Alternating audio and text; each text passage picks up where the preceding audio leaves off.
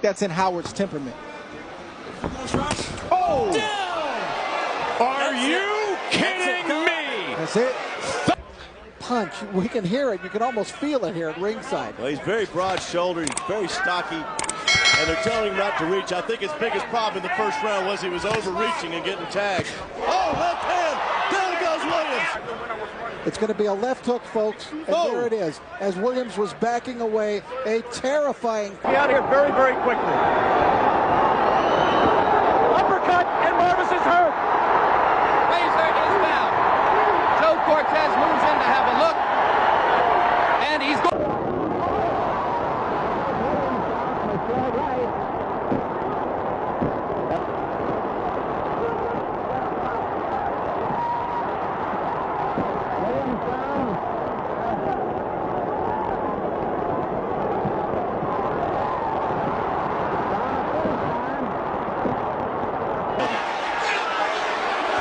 He's got Jefferson.